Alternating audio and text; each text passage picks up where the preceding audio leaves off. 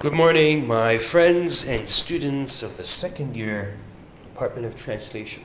Today's lesson is also some vocabularies which are used by people working in organizations, specifically in camps, as they deal with socio-cultural issues which happen or occur in camps. I'll start with the very basic vocabularies, just like the word nephew, niece. You know, nephew and niece, and you have to.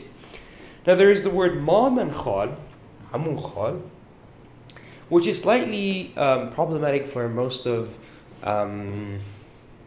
English speakers because they have uncle and they have, they only have uncle for both. Your father's brother and your mother's brother. They have one word for both of them. Now this isn't really a problem for most of English speakers, as this is, they're used to calling their mother's brother and their, just a second, there's someone who's knocking on my door.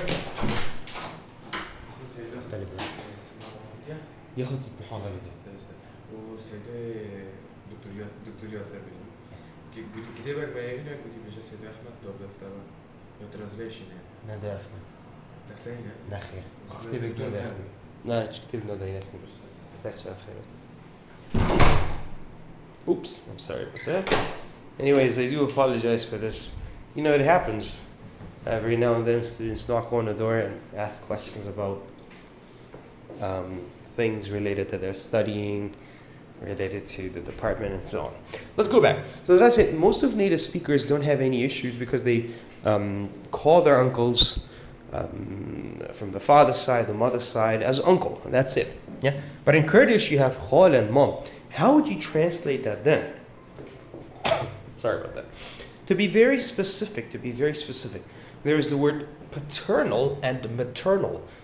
دوكو جالي كنيزي بي بالنسبة أجا ترجمة دوكو يوضح بي الترجمة ده ديور بيتن ده هي paternal يعني جريداي بابي وده هي maternal يعني جريداي ديكي.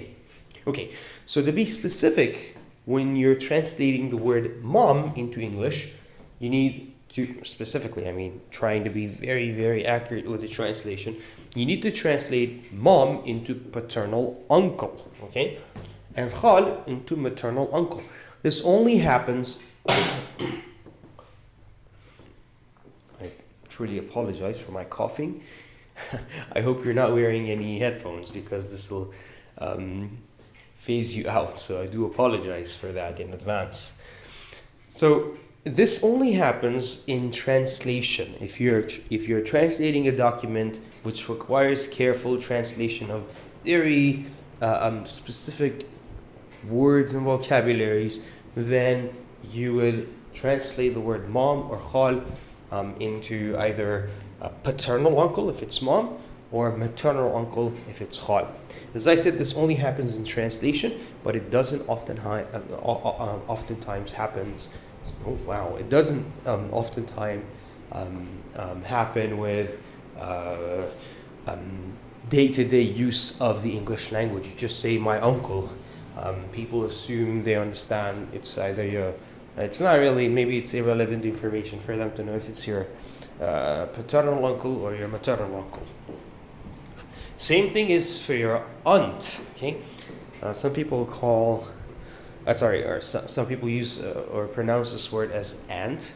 It's also fine, but for me, I just, most Americans rather use the word aunt, use the pronunciation aunt to differentiate it between ant, the insect,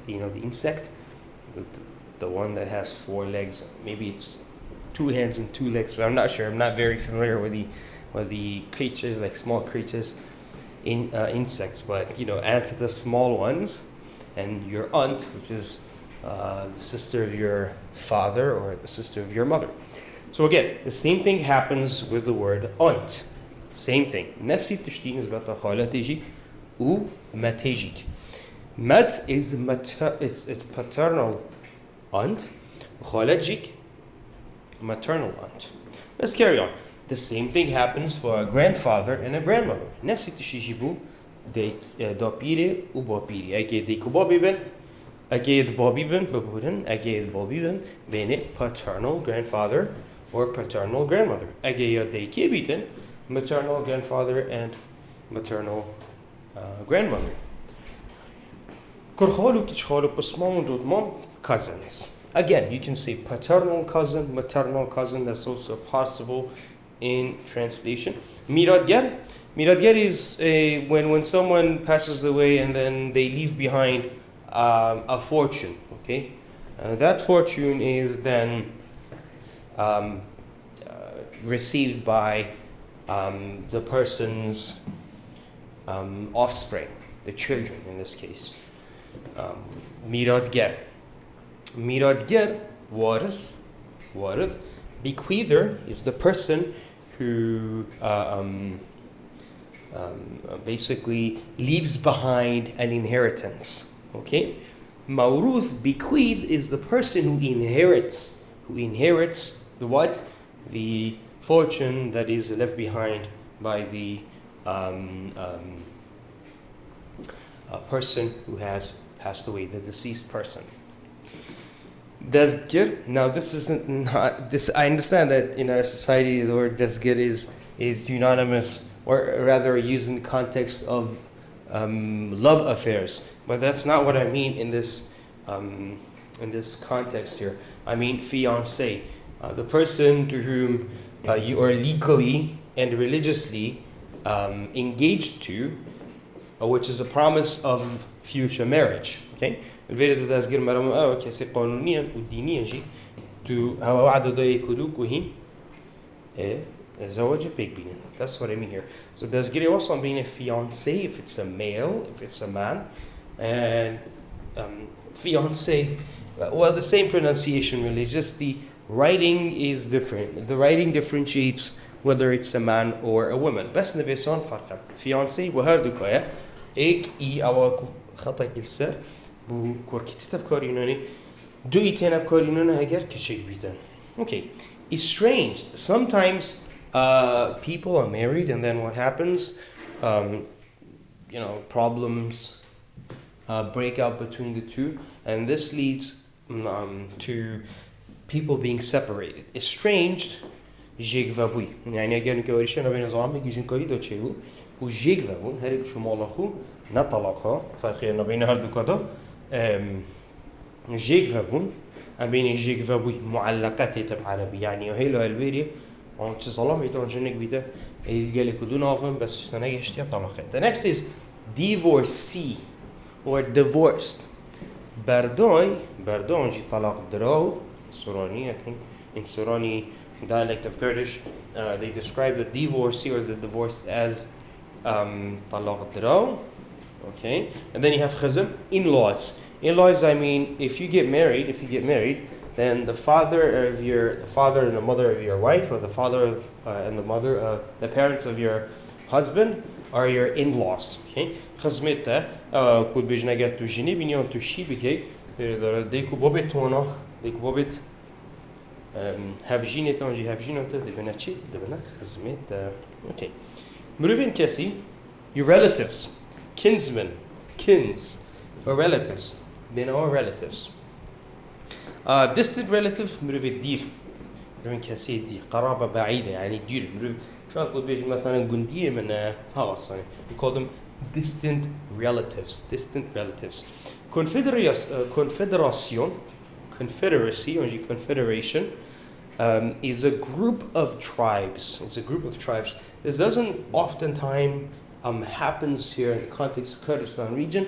I think there is only one confederation, which is the Artushi Confederation. It's a very large confederation made up of different tribes. Confederation, encore being confederation, group كي مجموعة كي مظنة يشتشتي يه عشيرة نا عشيرة كابتنة بس مجموعة مظن يشتشتي عشيرة مثلا ده عشيرة يبوينا إيه confederation ما تشنو من البصريين نشكي الهرب كردستاني يا عراقي بس بس يا بيزونا أرتوشي توصلنا مجموعة كمازني عشيرته جلك عشيرته يبقى كونفدراسيونو أرتوشيا بل يبقى في عشيرة الدهوكية موجود وكم مثلا بروري إك عشيرته مثلا دوسكي إك عشيرته ريكاني إك عشيرته بيتني إك عشيرته بس بأرتوشي تقريبا 12 عشيرته كلش نكتبنا كونفدراسيون بيتا عشيرته عفوا بيتا كونفدراسيون أرتوشي. Now this is just a word so that you're familiar with the word Confederation. أنا بس كنت بيجن بوبيزاني إذا كنت بزاني كونفدرالية وكونفدراسيون شتشتا وكشاتي تذكرين نسبته كنت بيجن جفاكي.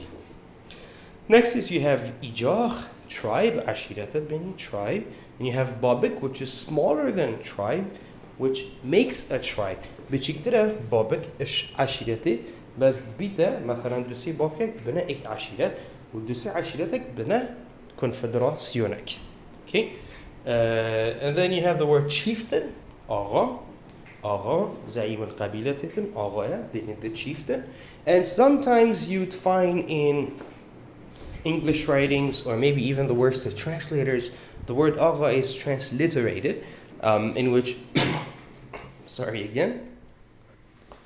in which آغا in Kurdish is also آغا in English. It's transliterated into English as آغا without any changes, not chieftain.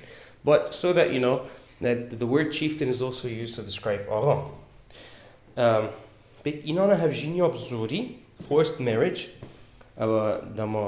is when a father or maybe a mother, depends on the situation and the case, forces most of the time their daughters to marry off a person without her consent, or rather she's not really willing to marry this person, or he's not willing to marry this person. زواج قسري وما قلت have جينيو بزوري أكو دايكوبا بزوري كشكيد أنكر كيدنا زواج أنكر كشكيد دنا شيء. مرة بتشيكون زواج الأطفال بين child marriage. Any marriage according to law, and also one of the aspects of this marriage is it's based on the country you're living in. You got child marriage. مرة بتشيكون الديف بيولاتي وتدرجي كقانون شد بيجدن قانون بيج مثلا كم ترين عمر زواج هجرة صالة. Anything below the age of 18 is considered as child marriage. إجبار هندي هر زواج قاتي تكرر البن عمر هجرة صالة ده بتمارا بتشيكون جمارا زارو كان يعني قانونيا نادر استام. Next is feud, havraki, not cookie. Any sort of feud between people is considered, is described as a feud. Harjura havraki ki no baina khalkodo am baina feud. And sometimes even it entails blood feud. Okay, when one person from a tribe kills another person from another tribe, and then this results in blood feud. And the jara feud and the jotet korina bukhindori bas do kutuy daqiq bi and بيجينا blood feud بين blood feud خندوري مثلا إن شاء الله هميت بارس يبان مثلا إكش عشيرتك إكيدي بكوجيتن وتبيت مثلا خندورية. And finally we have honor killing باقش كرنا شرفي وانجي بين جرائم الشرف إنسان جرائم الشرف. honor killing is when someone commits an act of adultery or fornication, and then this person gets punished, or rather is killed by the relatives of this person. قتل شرفي إنسان وكو كسكتة كوربيت أنجي كتشبيت ظلام بيت أنجي أكو بيجن جنبيتن أكو تيتا كشتن سر أساسي شدشتي سر مسألة شرفي أنجي يونامي سيتا كشتن إنجليزي بيني honor killing. Let's see some of the sentences. دوبين ساكينة هندك رستان كتشاتر يلك هس بينا قرباني لهافركيان وخنداريان. Many people have wow, I made a mistake there. I should have said many people have fallen victim to feuds and blood feuds. You can also translate this as many people have become the victims of feuds. Simple and plain. You don't need to say blood feuds, just feuds are sufficient here. The next sentence says لهندا كولاتون كشتنا شرفه ياهي. هندك والعطان كشنا شرفه. You can find, or you can say, in some countries, honor killing is present. Okay, honor killing is present in some countries. That's another alternative for the translation of this Kurdish sentence. Next one. لهندك كمبان تاوی سردمی مارا بچیکان دهیتا کرن. لهندك كمبان تاوی سردمی مارا بچیکان دهیتا کرن. In some camps, to this day, child marriage is practiced. طبعا دهيتا كرن فيريدان بيجيني practiced. باشه practiced. I understand I haven't written the sentences here, but still I think it's easy for you to follow what I'm saying, and maybe you can write down the sentences as you hear me translating these Kurdish sentences into English. یا سیره تا وی سردمی دیگه آغاتی و ایجاخاتی مای. It's bizarre, it's strange, it's unbelievable that to this day, the concept of tribesmen or concept of tribes and chieftains is still present. Okay. Let me say the sentence again. The previous one, I mean.